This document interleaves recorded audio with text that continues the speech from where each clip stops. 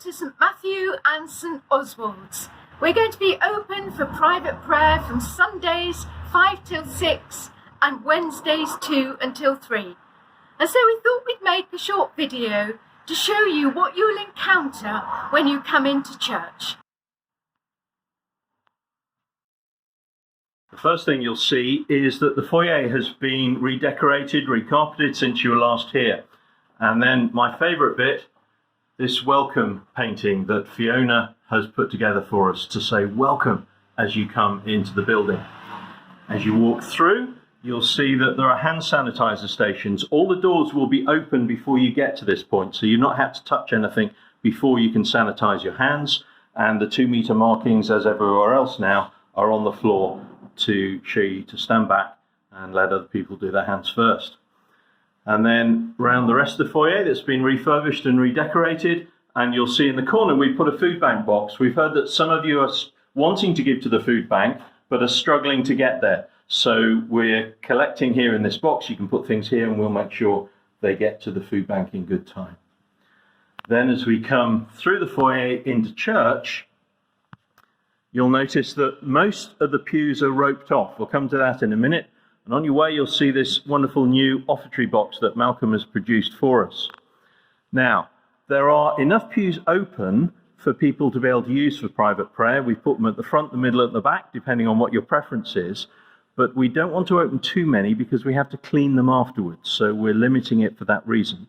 We also can only use every other pew because that keeps the 2 meter social distancing. And then we're asking also that only members of one household go in any pew that is open. Those things hopefully will keep you safe while you're here. And then you will notice at the front of church that there are 2 prayer stations. On the left, there is a memorial board. Some of you may have found that you haven't been able to get to a funeral of a loved one during this time, and you would like a way of remembering somebody who's died. And so we'd invite you to take a card, write the name of the person you're remembering and any special memories, and then pin it onto this notice board. You may also find it helpful to light one of these tea lights. So you take one of these tea lights and you light it from the main candle, again as a way of giving thanks for the life of the person that you have lost. You may also find it helpful to take one of these Living with Loss leaflets that has various scriptures in it that can be really helpful in bringing comfort to you. On this side, there is a prayer station that encourages you simply to pray and bring your needs and your concerns to the Lord.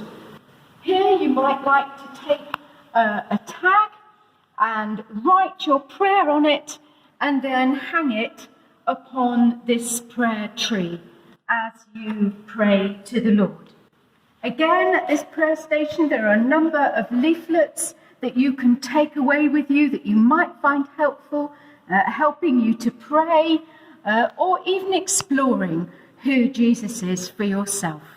So we hope that you find these prayer stations useful. So that's a quick whip round what you will find as you come down to church over the coming weeks.